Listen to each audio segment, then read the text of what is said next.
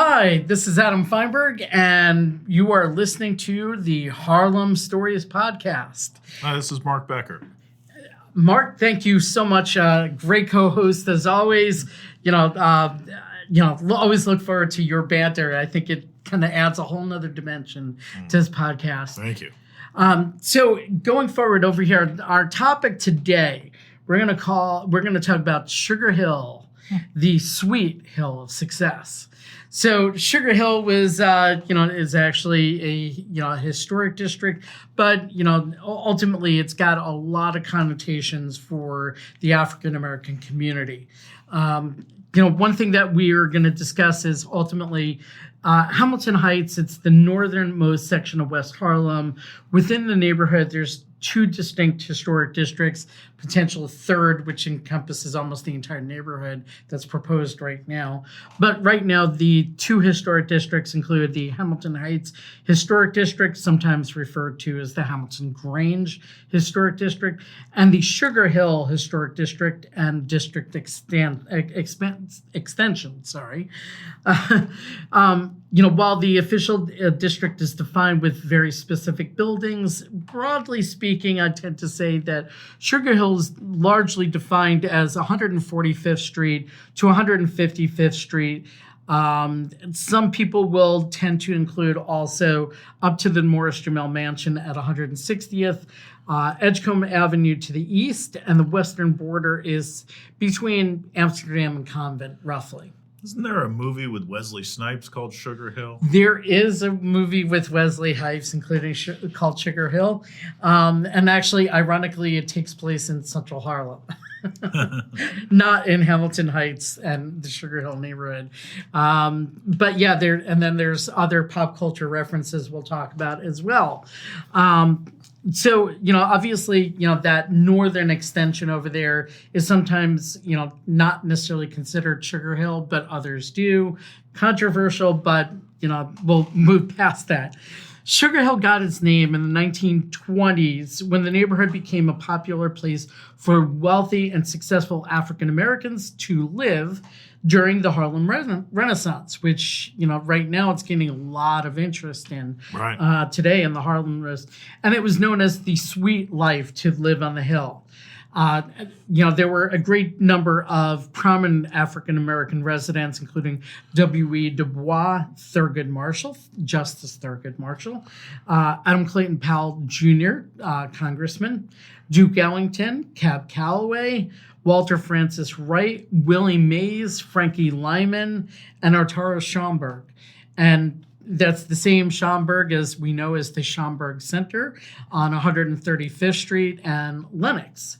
So there's currently a library and, containing all the historic, African-American prominence of Harlem, contained within that library.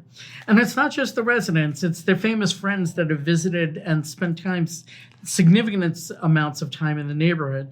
Just about anybody that was well known during the height of the jazz era spent some time in Sugar Hill. There were lots of clubs, and I think that'll be a topic of a whole different episode about some are lost, and that won't be easy to find information on all these clubs, but we do know they exist, and in some cases the signs are still outside the buildings. So we know a little bit, but not a lot on some of these, but then there's others that are larger. But, so you can still see some remnants of those clubs that were once located there. Langston Hughes wrote about the affluence of the neighborhood in his essay Down Under in Harlem, published in the New Republic in 1944. An excerpt that I was able to find on it. Don't take it for granted that all of Harlem is a slum. It isn't. There are big apartment houses up on the hill, Sugar Hill, and up by City College. Nice high-rent houses with elevators and doormen, where Canada Lee lives, and W.C. Handy, and the George S. Schuyler's and the Walter Whites, where colored families send their babies to private kindergartens and their youngsters to ethical culture school. Obviously, this has changed quite a bit over the years, with parts of Harlem having $5+ million properties. Right. So obviously not the slums that Langston Hughes had discussed. Right. quite a bit of a change. But the architecture of the buildings here are beautiful and just worth walking the neighborhood and enjoy the scenery. Some of the more well-known properties include the James Bailey Mansion. And, most people, they don't recognize who James Bailey is until I start saying, I'm like, oh, he was partners with P.T. Barnum. And together they formed the Barnum and Bailey Circus. And it's a single family, unattached mansion. It's got these amazing stained glass windows designed by a cousin of Louis Comfort Tiffany, and were designed in the shapes of circus animals, and along with a almost like king-like turret, castle-like turret, I should say. When the house was initially constructed, and this is all in the Sugar Hill Historic District today, when the house was originally constructed, Bailey thought this was going to be the next big neighborhood, and thinking it was kind of like the Billionaire's Row of its day. It didn't quite kind of come out that way, but it's still a beautiful, beautiful home. And over the years, it had changed hands. At one point, it was actually being used as a funeral home. And the home came up in poor shape when it came up for sale at the beginning of 2008, before the housing market collapsed. Now, amazingly, they were originally asking $10 million for the home. And that's despite the fact that it needed millions of dollars worth of updates and restoration work.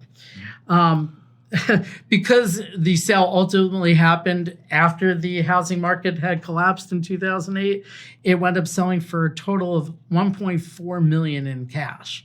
That's an 86% discount from the original asking price. I mean, when do you hear that in Manhattan? Crazy stuff. Yeah. But the new owners, they've been restoring the property and have it available for rent for filming. So there's a filming company that specializes in obtaining permissions from owners, and they have like a list and there's several homes uptown included on that list for that are available for rent for filming. Hey, if there's a structure, someone's going to find a way to use it. Yeah, exactly. And New York City is a kind of a mecca for filming, so that makes sense. 409 Edgecombe. I'm not going to say too much about the board. I'll just say it's my nemesis. I've had a board turned down on it. They are a very strict board, and they do tend to reject the vast majority of buyers. Wow. So, that said, they still do have a lot of needs for renovation and restoration work. But the building itself, it was designed by the pre-war architects Schwartz and Gross, and Schwartz and Gross designed some of the most amazing interior buildings. So naturally, any of their buildings, and I know a few HDFCs that were actually converted, that were originally Schwartz and Gross designed buildings. These are the buildings that are in demand in the HDFC world because they're large, they're gorgeous apartments, and even when they need total gut renovation, it's like the bones are there, and they're definitely worth restoring. Absolutely beautiful. But it was originally known as the Colonial Parkway Apartments, and it was built with the expectation that residents would be New York Dodgers, since the ball field was just a couple blocks away on the Polo Grounds. Wow. So the expectation was it was originally going to be used by the members of the sports club. The Dodgers, I think, as most people know, they eventually moved out of New York, and the Polo Ground Stadium moved to become Yankee Stadium across the Harlem River. So not exactly a surprise there, and we talk more about that going forward. The park across the street was back then known as Colonial Park, and it's since been renamed as Jackie Robinson Park. Quite fitting, considering you had the baseball stadium, just a few blocks away. And even now, today, it's just across the 155th Street bridge. Yep. So, ultimately, I think that's quite appropriate. The building has had a long list of well-known residents: George Gershwin, Babe Ruth as an infant, W.E. Du Bois, NAACP founder Walter White, Supreme Court Justice Thurgood Marshall, and so many other famous names. Also contained within Sugar Hill, and again, this is where I say like the address is, it's controversial whether it, because it's further north, 555 Edgecombe, but nobody debates the history there. It's also known as Triple Nickel or the Paul Robeson residence. It's north of that 155th Street border, but I don't know, a lot of people do consider that Sugar Hill. And it's most readily identifiable because it's also across the street from the Morris Jamel Mansion, which we've also discussed in other episodes. Like 409 Edgecombe, Triple Nickel was designed by Schwartz and Gross as well, although that actually, I believe, is a rental building. While many of the buildings had unremarkable exterior designs that were built by Schwartz and Gross, the residents loved the space and flow of their interiors, which goes back to what I was saying before. Famous residents of Triple Nickel have included Count Basie, Joe Louis, Paul Robeson, and so many more jazz legends. For the past 30 years, and this is something I believe still continues to this day, every Sunday, resident of the building, Marjorie Eliot, often as addressed as Miss Marjorie, and her son Riddell have provided free jazz for New Yorkers in their living rooms, seating up to 40 people. They do this routinely and just invite the public into their home. It's pretty cool. She's been doing these parlor jazz sessions as a tribute to her son Philip, who died in 1993. The show, if you're going up there and you want to go and try and explore it, the show starts at 3:30. Marjorie and Riddell play jazz on the piano, as she calls it, African-American classical music, and sometimes there might be accompanying musicians. They serve water and sometimes juice with granola and some other small snacks. There's also a tip jar, and obviously now going to modern day world, Venmo, but nobody will pressure you to donate.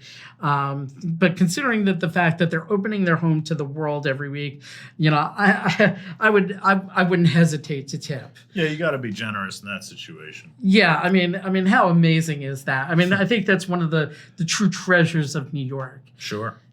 So, pop culture references for the neighborhood, Taking the A Train by Billy Strayhorn. That was the signature tune of the Duke Ellington Orchestra. And they meant, getting off at 145th Street Station, right in the heart of Sugar Hill, for the sweet life. Claudine, the movie, and I actually saw it, and I recognized a couple of the streets in the filming. It was filmed in Sugar Hill in 1974, and it starred Diane Cannon and a very young James Earl Jones, before he became Darth Vader, of course. Exactly. So there's also, by the Sugar Hill Gang, Rapper's Delight. And it's worth noting that Rapper's Delight was the first rap single to become a top 40 hit on the Billboard Hot 100, performed by the hip-hop group, the Sugar Hill Gang. Although, ironically, they're actually from Englewood, New Jersey. That's not a bad town. Yeah, not a bad town, but obviously they wanted to give themselves some street cred, by calling themselves the Sugar Hill Gang. Yeah. Actually, it was the woman that, I think her name was Sylvia Robinson, and she was known for that song. I forgot. It was used in Dirty Dancing, with Romeo, how do you call your lover boy? Come here, lover boy. Anyway, so, Sylvia Robinson, she was the producer, and she actually, founded these guys and named them the Sugar Hill Gang. So that's considered like, one of the key songs in the history of the hip hop world, that really kind of kicked it off and made it, into pop culture. Absolutely. Godfather of Harlem, which makes sense, has filmed in the neighborhood, starting in the first episode in the series and in the very beginning of the show. So initially they filmed it. Law and Order SVU. Now, we had discussed about the Bailey Mansion earlier, season 20, episode 10. It features two brothers, Judd Hirsch and Wallace Shawn, that actually live in the James Bailey Mansion. And, much of the episode, the house plays a starring role. So, just a few things of pop culture. I always try and, get as much pop culture into these episodes as much as possible and try and relate it to, modern day, and things that, I think will entice people. Absolutely. Awesome. Well, thank you again for joining us. This is Harlem Stories, and we hope to bring you lots of great content. Have a great day. Thanks, everyone.